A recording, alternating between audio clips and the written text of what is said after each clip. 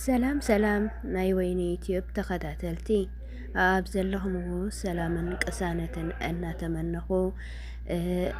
ነዛ ቻናለይ ሓደሽቲ ዝኾንኩም ሸር ላይክ ሳብስክራይብ ጌርኩም ናይ ደወል ምልክት ብምጽዓን ቤተሰብ ኩነይኹም ቤተሰብ ዝኾንኩም ድማ ከምቲ ልሙድ ዝብለኩም ሃናጺ እትብልዎ ርእይቶታትኩም ኣብ ኮመንት ኣቕምጡለይኹም እምባርከስ እንኳዕ ድማ ንዓመታዊ ክብረ በዓል ኣቡና ኣብና ኣረጋዊ ጻዲቅ ክብረ በዓሎም ኣብጽሐና ኣብጽሐኩም እናበልኩ ናይ ሎማዓንቲ ሓድሽ ቪድዮና ብዛዕባ እንታይ ክኸውን ከምቲ ኩሉ ግዜ ዘቕርቦ ናይ ገዛ መሳርሒ ህንፃ መሳርሕታት እዩ ክኸውን ከምኡ ድማ ብዛዕባ ጣፍ ዘይቲ በርበረ ሽሮውን ኣማሊኤ መፅእ ኣለኹ ኣብ ወይኒ ዩቲዩብ ቻናል ዘይቐርብ ዕዳጋ የለን ብዛዕባ ምንታይ እውን ከምፅአልኩም ሕቶታትኩም ኣብ ኮመንት ኣቕምጡለይኹም ስለ ድምፀይ ግን ይቅርታ ድምፀይ ኣጋጣሚ ናይ ምቅያር ኣየር ኩነታት ኣየር ምቅያር ክኸውን ተሎ ከምዚ ኣብ ደገ ዘለኸን ደቂ መዳማት እውን ጥንቅቕ በላ ኢኽን ክልክን ይደሉ ብጣዕሚ ሓያል ሰዓል እያ ዘላና ጠንቀቓ ኢኽን ብዓብዩ እግዚኣብሔር ኣምላክ ይሓልወና ካብኡ ድማ ዓርስኽን ተኸናኸና ኢኽን ክብለክን ይደሉ ናብቲ ቪድዮ ከብለኩም መጀመርያ ብዛዕባ ምንታይ ኢና ንጅምር ብዛዕባ ጣፍን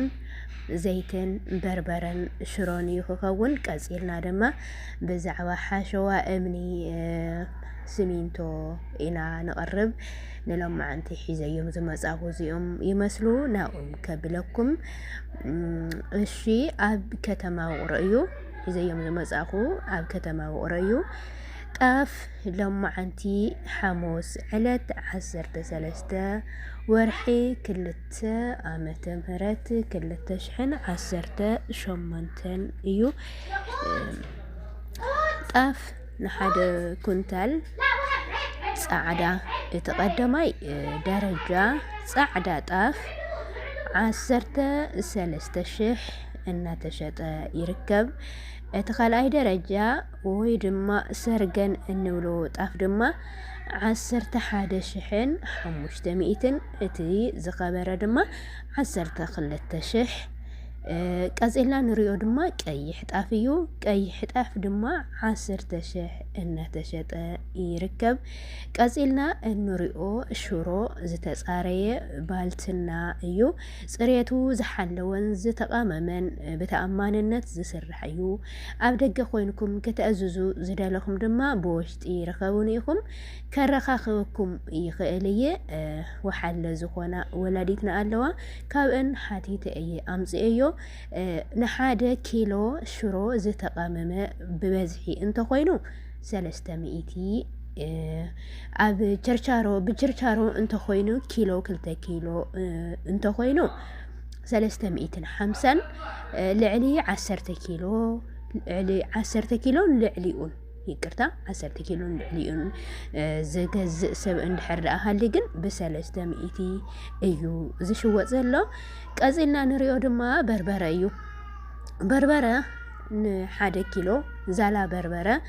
1,000 ንሓደ ኪሎ 1,000 ዝተጣሓነ እንተኾይኖም ድማ 1,200 ምስ ናይ መጥሐኒኡ ቀመማቱ ወሰሲካ ዝተጻረየን ጽሬቱ ዝሓለወን በርበረ እዩ ንዛላ ዘይተጣሓነ እንድሕር ኮይኑ ግና 1,000 እናተሸጠ ይርከብ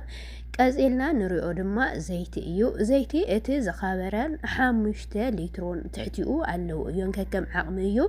ግን እቲ ዝለዓለ 5 ሊትሮ ካብኡ እውን ይቅርታ 5 ሊትሮ ክብል እየ ን5 ሊትሮ 1,450 እስካብ 1,500 እናተሸጠ ይርከብ እምበኣርከስ ጣፍን ብዛዕባ ምግበ ነኪ ብዛዕባ ናይ ምግብታት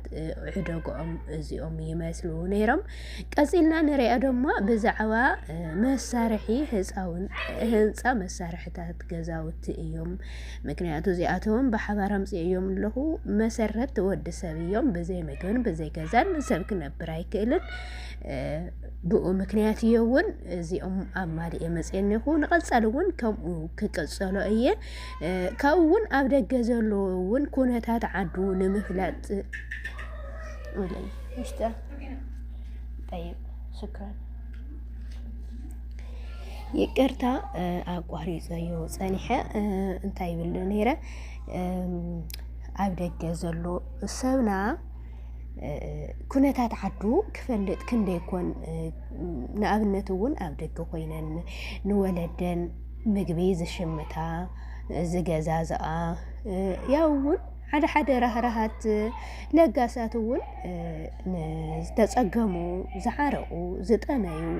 ምግቢ ድዩ ገለ ድዩ ገዚኦም ልኽሰድዋ እንድሕር ክንዲዚ ኮይኑሲ ከምዚ ኢሉ ጽቡቕ ልሓስብ ሰብ ስለ ዘሎ እዚ መምሃሪ መገናዘቢ ክኾን እዩ ኢለ እየ ኣምፂአዮ ኣብ ስደት ዘለኽን ኣሕዋቴና ወለድኽን ትሽምታ ሸሚትክን ምግቢ ትገዝኣሎም እንድሕር ዳ ኮይንክን ኣገማሜትክን ንባዕልኽን ጽቡቕ እዩ نتعشم نقطوا يأخلكين أمنتي عداقا فليتكا نولا ريخات سودو نمقبيلكا نولا ريخات سودوي فليتكا سودوي لا عوي أستوازو ألو إلى يحسب أن عداقا مقبانا كتاتنا مقبتات زي مسل نيروك أزيلنا دما نريو هنس أمسار حتات أب كتما بقرو ናይ ገዛ መሳርሒ ክንደይ አሉ ዝብል እዩ እና መጀመርያ እንሪኦ ናይ ተንዲኖ ናይ ቱርኪ እዩ ክኸውን ተንዲኖ ናይ ቱርኪ ንበዓል 8,900 نبعل شمونتا 900 بعل عسرتا 1,330 بعل عسرتا خلتا 1,950 بعل عسرتا 4 3,650 بعل عسرتا 6 ناي موداتان 3,380 قصلنا نريو دما سمينتو نحدا كونتال ايو امقلا 1,040 كاب بر تخويلو دما ببزحي 300 كونتال زوسد 1,010 አሎ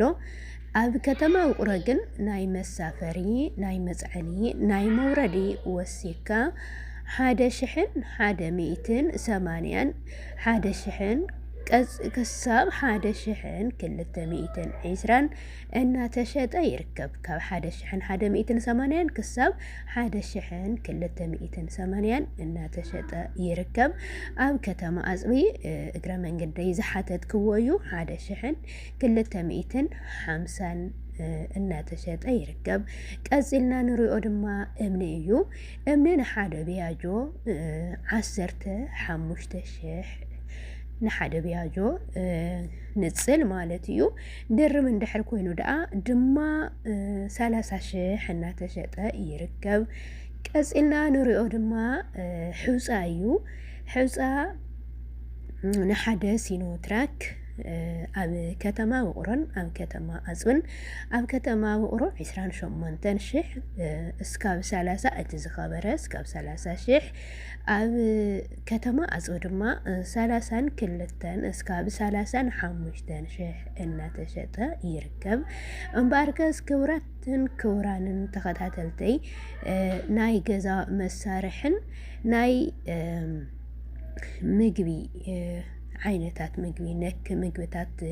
عداقاتات ازيوم يمثلو نيروم كابز حالفة بيدويي كاب ناي مسارحي هنسا مسارحتات ناي غزاوتي انتاي وسيقو انتاي كنيسو